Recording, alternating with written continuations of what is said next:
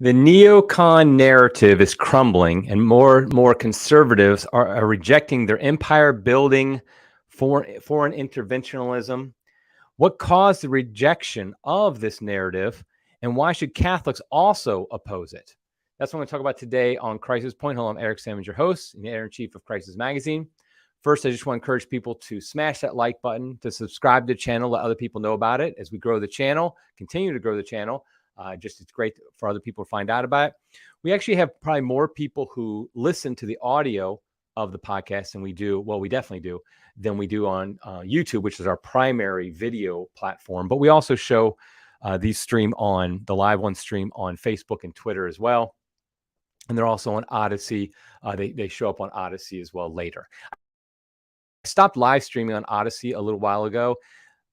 I mean, I love Odyssey, but I was having too many technical problems. I was continually having problems with it. So I decided, okay, I'm just going to live stream to the big three, YouTube, Facebook, and Twitter, and then we'll move on and it'll be put on those other platforms like Odyssey later. Also, I want to encourage people to follow Crisis Magazine at all the major social media sites. At Crisis Mag is what we are at most of them. I think all of them. I think we're at Crisis Mag. Okay, so I think this podcast, what I want to talk about is how many conservatives, including myself, have gone from a neocon view of foreign policy to a much more anti-war view of foreign policy. Now, I explicitly call myself anti-war. I know most conservatives don't do that, and that's fine. I do have a few nuances in my statement that I'm anti-war that some anti-war people might not believe, but I have them. I'll get into that a little bit later. But I want to talk in general about how I went from neocon to anti-war, but in the context of how a lot of conservatives have done this. I think I did a little bit differently than some, but a lot have, and I think it's a great thing. Obviously, Crisis Magazine has done that. Has gone from a much more neocon position when it comes to foreign policy back decades ago to now anti-war. And I've talked about that before. But really, so I'm old enough that I was a teenager in the 1980s. And I remember in the 1980s, it was very well known, conservatives were pro-aggressive foreign policy. So, for example, against the Soviet Union, Reagan was our hero.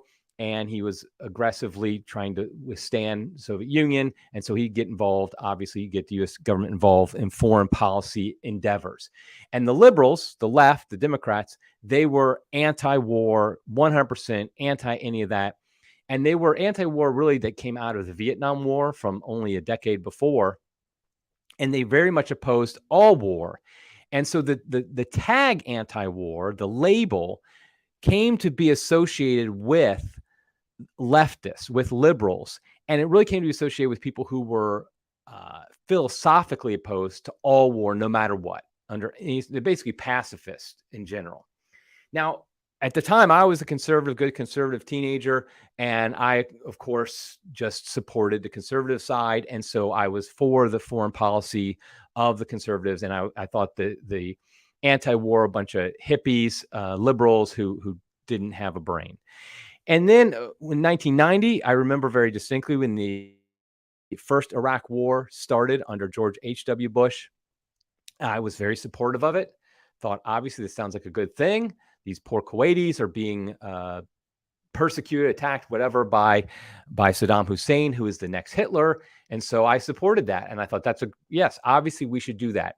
What could go wrong? And sure enough, in my mind, everything went right because the war was over very quickly. Our main objectives were met. It wasn't like a quagmire. I mean, at that time, all the anti-war people were saying, oh, it's going to be a quagmire. It's going to be a disaster. It's going to be another Vietnam. You can't do this. And none of that happened. It all went very cleanly. From my view in the suburbs of America, everything went cleanly. However, of course, now that we can look back on it, there were a number of consequences to that Iraq war and our continued and bolstered presence in the Middle East. One of them is a certain man named Osama bin Laden was very unhappy with that. And a lot of people, Middle Eastern men, particularly Muslim men, were very upset about this, the American presence in the Middle East. And so Osama bin Laden was able to call his people to him. And of course, we end up with 9/11. Now, any suggestion like this, obviously, you get the neocon responses. What? You're blaming 9/11 on America? You're blaming 9/11 on our troops? No, that's not what I'm doing. What I'm saying is that 9/11 didn't happen in a vacuum. It happened for a reason. And Osama bin Laden gave the reasons why he did it. And one of the primary reasons was the American presence in the Middle East, particularly Saudi Arabia. And that was directly tied to the Iraq War. I mean, we had a presence there before that, but it just bolstered it. And note this was under Bush, but also under Clinton. And then Bush too, of course. And so, but I supported after 9/11. I was caught up in the patriotic fervor like everybody else. And I'm going to tell something. I don't think I've ever made this public, but I actually applied to the CIA after 9/11. That's the big reveal of this episode. I'll put it here first. I actually applied. I was a computer programmer. I applied to become a computer programmer at the CIA. I was living in Washington, D.C. at the time. It was, right in my backyard. I never heard back from them. Thank God. I'm very thankful that I never heard back from them. Maybe they did a background check and they saw my arrest for protesting, doing Operation Rescue and things like that, and thought, this guy, no chance. Or maybe my resume just wasn't good enough too. That's always possible. But I supported the invasion of Afghanistan because I believed, like most Americans believed, that it was just going after Osama bin Laden. Let's stop the people who did this to us. Now, we know in hindsight, and we should have known then, that it became much more than that very quickly. In fact, it never was only about getting Osama bin Laden. Already, George W. Bush was making this about nation building, about changing things across the world. And so I didn't really care about the details, so I supported that. Now, in 2003, 2004, during the run-up to the Iraq War, the second Iraq War, this was the first time I thought, well, hold on a second. I'm not so sure about this one. And most conservatives at that time, I was very much in the minority at that time. Most conservatives were definitely for the neocon narrative. They were definitely pushing for the second Iraq War. You go back in the pages of Crisis Magazine, for example, and you see justifications for it. Obviously, the neocon's neocon. George Weigel was saying how this is a just war and how we should do this and all that. I remember thinking, like, I'm not so sure. I'm not sure I believe that Saddam Hussein is actually a threat to America. He really has weapons of mass destruction. We found out later that that wasn't true, that he didn't really have the ability to do anything damage to us. And so, but I didn't publicly oppose it, in my circle of friends or on blogs or anything like that at the time, because I just felt like, well, all the conservatives are for it and I'm a conservative. So my misgivings, I probably should just keep them to myself. And that might be the last time I ever kept anything to myself publicly. But it really was a moment for me where I realized later, like, I had those misgivings. I should have considered them more deeply and not just gone along with the crowd. I really did just go along with the crowd. And then a few years later, but again, at this point, most conservatives, almost every conservative was very much for Iraq War II as well. Any of them who claimed they were not for it probably is doing revisionist history, because most conservatives were definitely for it. But then in 2008, we started hearing from Ron Paul, obviously been around before that, but in the Republican nomination process, when he stood up to Rudy Giuliani, who really is not a good person. I'm sorry, but Rudy Giuliani, thankfully, that was very easily seen during the 2008 nomination process that he got crushed, even though he was supposedly the front runner for a while. But Ron Paul stood up to him and his warmongering. And that was, like a lot of people, that was a light bulb for me, that all of a sudden I saw a guy who has very good credentials. He's a Republican nominee. He, in the Republican Party, he's pro-life. I mean, that was, of course, the most important thing for me, still is. And here he is opposing the war machine of America. And that made me think, like, okay, maybe this is something I should look into a little bit more. Maybe the narrative I've been sold for so many years isn't exactly as true as I think it is. And maybe Ron Paul has some good points to make. And then over the next few years, after that, maybe the next decade after that, I really just started to get tired of the constant interventionism that we see all around the globe. I mean, just in this century alone, America's military is involved in Afghanistan, Iraq, Somalia, Libya, Syria, Yemen, and Ukraine. Now, I could be missing a few of those. Actually, I think it might be even more than that, but that's the minimum. Those are the big ones that I know about, that we've been involved in some way, either funding or actually boots on the ground, fighting, whatever the case may be, all these different conflicts. And is the world better off today than it was 20 years ago before we started getting involved in it? Now, we were involved before that even, but the point is like, we've been involved in all these places. Are any of these specific places we've been involved in better off? Perhaps you could argue for Libya, Syria might be, but not because of the U.S. Yemen, definitely not. In fact, today there's a vote in the Senate about ending our involvement in Yemen. I hope that it passes, and that it actually is sponsored, I think, and led by Bernie Sanders. And I am the opposite of a Bernie Sanders fan, but God bless him for pushing this. Afghanistan is a perfect example where we went in there. We were there for 20 years. Thousands and thousands of people died. Terrible destruction. And then the end result is what? The same as it was before we started. Iraq is obviously not better off. So we have all these things happening, and it's making me rethink the neocon narrative. Now, I admit that I was led into it much from a libertarian point of view. As I started to embrace more libertarian views, that got me thinking about the neocon narrative when it comes to foreign policy. And this idea that the U.S. needs to spread democracy around the world. I mean, when George W. Bush first said that, I really did kind of say, okay, that sounds good. Democracy's good. So it'd be good if it was in more places. But that is such a terrible, terrible policy. The idea that we're going to spread democracy at the point of a gun. I mean, that's not exactly democracy, is it? You people don't want democracy. We're going to force it upon you. I mean, that's ridiculous. And this idea of American interests being so broadly defined that basically if our government says it's in our interest to be involved, then it's in our interest. The idea of just defending our nation isn't even a concept anymore. It's like that's the bar that we need to set. It's more about defending our interest overseas.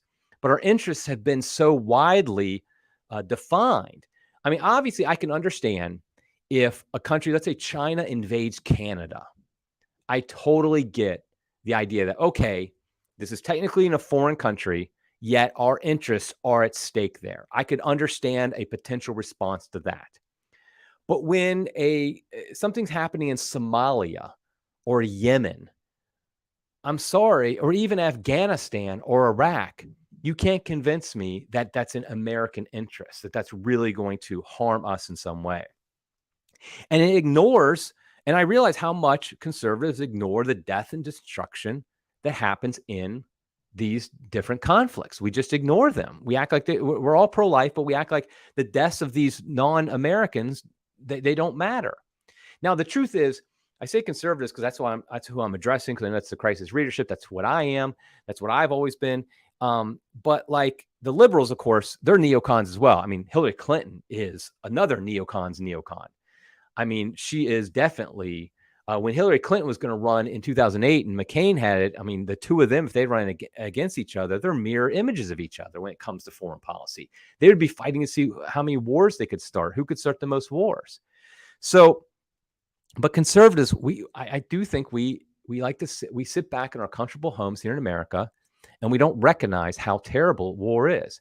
And I've heard from, as I've become more opposed to foreign interventionism of the United States, I've heard from a lot of military members who are on the same page because they've actually experienced it. They know what war's like. They know what these conflicts do. And so they've come to realize that you don't go to war unless it's absolutely necessary. You don't get involved in these conflicts. And so what we saw was, so for me, it was really in the 2010s that I really shifted to become definitively against American foreign policy, the neocon foreign policy, and really became explicitly anti-war.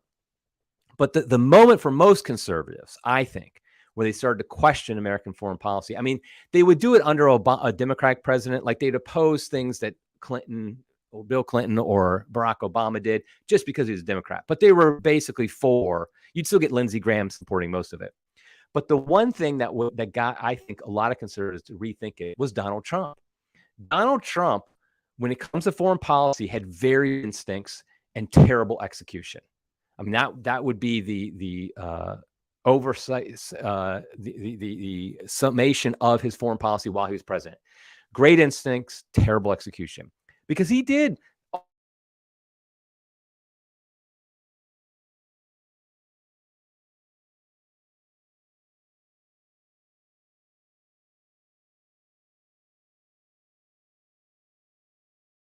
going right now. I think I'm back now. So if I was gone, I didn't say much, but here I'm back. Trump questioned the neocon narrative. Trump would question why we need to be certain places. Why do we need to get involved? And that's great instincts. But then he ended up appointing a bunch of neocons in all the different positions. But at least it got conservatives, Republicans particularly, to say, you know, maybe maybe getting involved overseas isn't that such a great idea after all. So I think Trump was really the catalyst that brought conservatives into the fold of saying, okay, let's question the neocon narrative. Whereas it was Ron Paul and libertarians, me and a number of other conservatives, I think it was Trump who really brought it over for most mainstream conservatives, so to speak, who aren't necessarily friendly to libertarian ideas. Now, what about just in Catholics? I mean, obviously, my audience here is mostly Catholics. What should our view be when it comes to this? And this is where I've really taken a big shift, where I really feel like conservative Catholics over the past few decades, during my lifetime, I'll just say that, have not been, what's the word I want to use? I want to say not following, but they've not been really in tune with Catholic teaching when it comes to war and when it comes to military conflict. I really feel like Catholics have done a poor job of really embracing that. We embrace very well the teachings of the church on pro-life issues such as abortion, euthanasia. I think that's true. But when it comes to war, I really feel like we're lacking. We missed the boat. And I think, for example, so I'm going to pull up here on the screen for those who are watching, and I'll read it for those who aren't. This is from the Catechism of the Catholic Church, the recent one. And I know some people might have some issues with it, but this basically reflects the teaching that you'll find in older catechisms as well when it comes to just war. And this is from 2309, paragraph 2309. It says, the strict conditions for legitimate defense by military force requires rigorous consideration. That's the first thing. We can't just jump into military force so quickly. That's something I think we're just too quick to do. The gravity of such a decision makes it subject to rigorous conditions of moral legitimacy. And so the first thing it says, at the same time, it lists 4 different criteria, so to speak, for the use of military force. It's not saying military force is wrong. It's not saying it's inadmissible or it's automatically evil or anything like that. But it does say these 4 criteria really need to be addressed. And it says at the same time, meaning all 4 need to be true for a military force to be justified. The first is the damage inflicted by the aggressor on the nation or community of nations must be lasting, grave, and certain. In other words, what is it that the aggressor's doing? This is a judgment call. And this is one we have sacred boundaries we've created that whatever the boundary is now, if they want to change it all, there has to, we have to oppose that. But the fact is boundaries have changed for millennium and they're going to continue to change. And not every boundary change, even if somebody's an aggressor and doing it, requires us to be involved in it because, it might not be, it depends on how grave it is. Now, I do think in general, it's obviously wrong obviously the aggressor in that situation is breaking this. But we're talking about the response in America in this case. The second, that's probably the one that's the most fault that most military conflicts do meet. The second one is all other means of putting an end to it must have been shown to be impractical or ineffective. Now, this is one where I feel like the neocon knee-jerk reaction never considers this. They're like, oh, we're going to go. Their first step is wanting to use military force, or at least threatening it. But I do understand that this is a subjective criteria. How do you know if it's been shown to be impractical and ineffective? But I do think often neocons are too quick to jump to, let's go ahead and use military force or at least threaten it. But I do think all other means of putting it into it, obviously diplomacy, negotiations. I mean, here's the thing. In the real world, if you have a country that, let's say it invades another country to change the border somewhat, you may have to, one of the means you could use to end this conflict could be to agree to new boundaries. Maybe not be exactly what the aggressor wants, but not exactly what the victim country wants either. That might be a way that you can put an end to the conflict that's practical. And it might not be ideal, but it might be better than other options. Okay, the third one is there must be serious prospects of success. This is where, for example, our involvement in Iraq and Afghanistan both failed this miserably. I mean, we just know this now in hindsight, but we should have known it then, particularly Afghanistan. Just there wasn't serious prospects of success of the mission that Bush and others had set. That is to say, if they had just gone after Osama bin Laden, that was the only objective they had, and Al-Qaeda, high-ranking people and cells and things like that, that probably would have had a serious prospect of success. But that's not what Bush did from the beginning. And by the way, if you want to understand that a little bit better, there's a book by Scott Horton called Fool's Errand. Fool's Errand by Scott Horton that kind of details what Bush and the administration really was trying to do in Afghanistan. Okay, the fourth one is the use of arms must not produce evils and disorders graver than the evil to be eliminated. The power of modern means of destruction weighs very heavily in evaluating this condition. Here, in my mind, is the big one.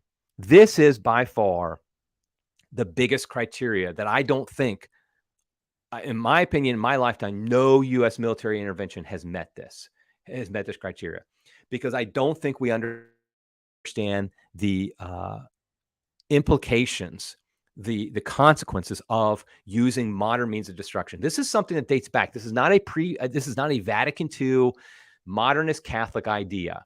There are very good thinkers, theologians, bishops from before Vatican II that called into question the very idea of just war because of modern means of weaponry. And this is exactly what this fourth criteria is saying. The use of arms must not produce evils and disorders graver than the evil to be eliminated. If you nuke a city, how on earth can it be justified under the fourth criteria? It would have to be very extreme. And by the way, I do not believe the atomic bombs dropped on Nagasaki and Hiroshima in World War II were justified. But even aside from that, just theoretically, the evils and disorders it produces are so grave. And the modern means of destruction are very heavy. And so in my mind, in my lifetime, no U.S. military conflict has met these criteria, all four of them, or all four have to be. I would say probably in my lifetime, the one that most people consider the most just, or at least closest to the most just, would be the invasion of Afghanistan. I have a podcast episode about this a while back where I talk about whether or not it's a just war, and I conclude it wasn't. And that's because the objective wasn't simply to capture or eliminate Osama bin Laden and the high-ranking officials of Al-Qaeda, the ones who actually did 9/11. Instead, it was nation building, overthrow the Taliban, institute a whole new government in Afghanistan. And obviously it failed. So it didn't meet that third criteria of serious prospects for success. And the evils and disorders that it produced are far graver than anything that we tried to eliminate, because we didn't actually eliminate anything. And so I think this is something very important. I think, in fact, I just want to reiterate again that neocons in particular, and neocons left and right, like I said, Hillary Clinton, Mitt Romney, Lindsey Graham, whoever, we're talking about Barack Obama, Joe Biden. Joe Biden's a neocon when it comes to this stuff. We don't recognize and we don't appreciate the blowback. We don't appreciate the consequences, what actually happens when we involve the U.S. military in a conflict.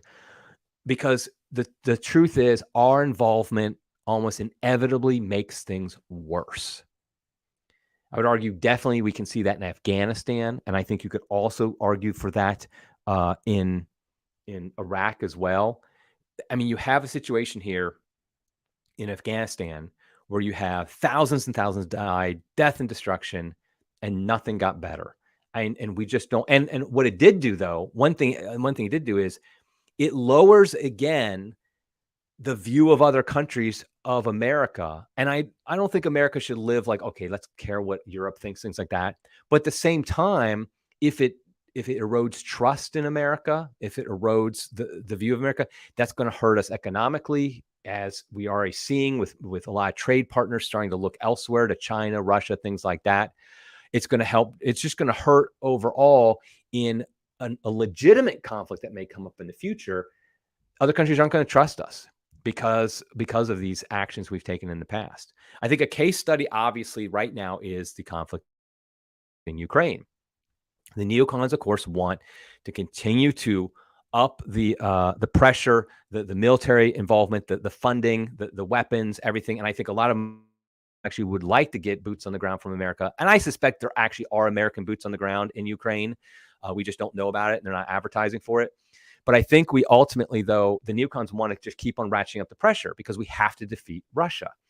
But I think that's a perfect example where U.S. involvement over the decades have actually caused the problem in the first place because of, and I've talked about this on previous podcasts, because of our involvement in the coup of 2014, our involvement in expanding NATO all the way back to the 1990s, all these things we've done that have helped lead to a potential that we're going to need to use, or the neocons say we're going to need to use the U.S. military. And I just think as Catholics, we need to be very hesitant to use military power, to use America's military power in foreign nations, and also just to encourage military conflict through our funding and weapons that we sell and things like that to other countries or give away. I think we need to hesitate. I remember back at the Iraq War, both Iraq wars, Pope John Paul II, John Paul II, he opposed our involvement and he talked about peace. And I remember thinking time like, oh, I was a big conservative Catholic at the time, neocon.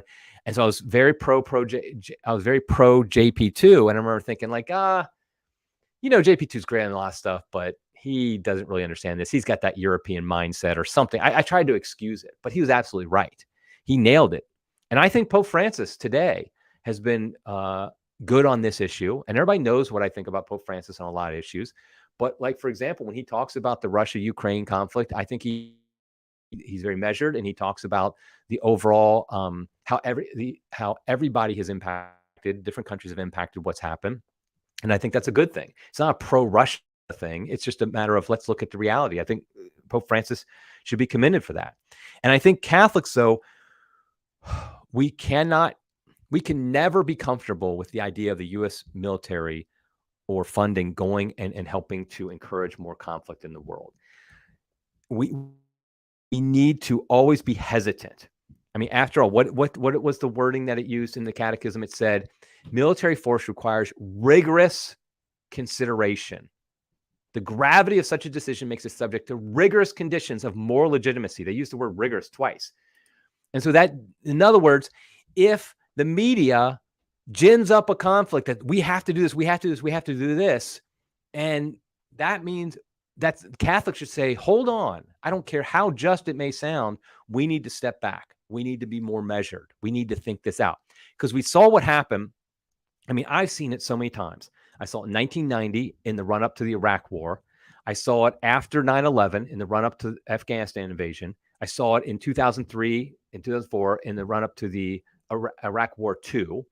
I saw it for minor things like our Syria campaign, things like that, Somalia, Libya. And now we're seeing it with Ukraine. You get the media and a mob mentality that they create a false sense of urgency. We must do these things. If we do not do these things, the worst thing in the world is going to happen. And I've now seen that happen so many times, and it's false every time. And so I'm not going to buy it anymore. As a Catholic, what we need to do is say, okay, let's step back and use our reason, and apply rigorous conditions to whether or not military conflict we engage in or not. And so I just want to say, I want to make a clarification then. Am I anti-military? Do I think the military shouldn't exist? No, I don't. I think we need to have a strong military. I support a strong military. But a military is for defense of our country. It is for defense, is not for empire building.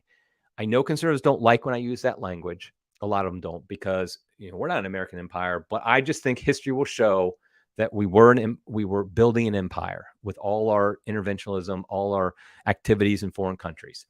I mean, what else is it when we're basically trying to defend a border on the other side of the world, that we're so concerned about a border on the other side of the world? If that's not empire building, I don't know what is. But I think our military should be very strong as a defense. If anybody truly threatens us with invasion, bombing, whatever the case may be, or maybe attacks a country neighboring us, for example, then yes, I think we take that very seriously. And we could potentially have to respond with military force. Obviously, if somebody attacks us, like 9/11, we should use our military against them and against the attacker only. Not the problem is we throw everything but the kitchen sink in with our attack, like George W. Bush loved to do. But I will say, that being said about the need for a strong military, and I support that, I do also think, though, that we need to stop glorifying the military in our country. I think we've equated patriotism with promoting the military and being pro-military, their activities. And I think what that does is when we have the run up to these conflicts, people are afraid to say anything against it because they're afraid that's going to be anti-military, which means it's anti-patriotic. You see the sports leagues do this all the time, that on any, like on 4th of July, they push out the military 100%. Why is the 4th of July a promotion, a glorification of the military? It should be a glorification of America and what makes America great. And that's not simply our military. Yes, our military has protected us from certain things. True. But it's not that that's what it's freedom and things like that should be promoted. But you see, it's all about the military. And I think that has a harmful psychological effect on people. And I think that should be restrained. I think we should support a strong defensive military, and that's it. I mean, you see sports leagues. This is a rant of mine, I know, but you see sports leagues where they'll talk about these people being. I've been at a baseball game before where they have the hometown hero. They bring out somebody from the military, talk about how they're a hero. We all have to stand up and applaud them. And the one I went to this year, the guy had served like a couple years in the Coast Guard, like 3 years in the Coast Guard. That was it. I mean, that's it. How's that different from like a difficult job? I mean, I just don't get it. I'm sorry, but I'm not going to call him a hero for working for 3 years in the Coast Guard, then going off and doing something else. I mean, that doesn't make him heroic. There are military members who are true heroes, and there's a lot of heroes who aren't in the military as well. So I think we need to kind of tone that down a little bit. I mean, the fact of the matter is we talk about how our military is what makes us free. It's like their existence makes us free. And it's true. Their existence makes us free. If we did not have a strong military, we very well could be in danger. I admit that, of certain internal forces and external forces at times. I don't think it's quite the threat that most people do, but I do think it is possible. But the truth is, it's not like the military has actually been used to defend our freedom in the past 50 years. That's something that is not true. It is true that the existence of the military defends our freedom, but the actual use of the military over the past 50 years has not defended our freedom. I'm sorry, but doing all the things our military has done in my lifetime has not defended our freedom in any way. If our military had not gotten involved in any of those activities, we'd be as free today as we were before it all started. So I think we need to have that distinction. So it's my belief that Catholics, really left or right, should be functionally anti-war in modern times today. We should be anti-war. We should be against war. Now, yes, in theory, I do agree that there is still the just war theory that is applicable, and there can be conflicts that the United States could get into that could involve the use of military force. I'm not saying it's impossible. I'm not going to use like a weasel word like Pope Francis does with the death penalty, saying it's inadmissible. I don't think it's inadmissible for the U.S. military forces to be used. However, functionally speaking, right now, I think we have to be anti-war. I think all Catholics should be. I am, and I'm proud to say I'm anti-war. I'm not going to hide from that. And I think all Catholics should have a similar viewpoint about war right now. Should be anti-use of the American military force as much as possible, unless we're actually under a direct threat from a foreign power. Okay, well, that's it for today. I know I predict, before I finish, I predict this podcast will not do as well as my podcasts do. I find that people don't really like to think about this too much. I'm glad that the anti-war sentiment is growing among conservatives, but I think a lot of conservatives still are not willing to stand up to the neocon narrative. But hopefully I'll be wrong. But I appreciate those who did listen in, watching on this, and hopefully gave you some food for thought. And hopefully it will make you more willing to be publicly anti-war as a Catholic and understand that it really is a Catholic position to be functionally anti-war in modern times. Okay, well, that's it for now. Until next time, everybody, God love you.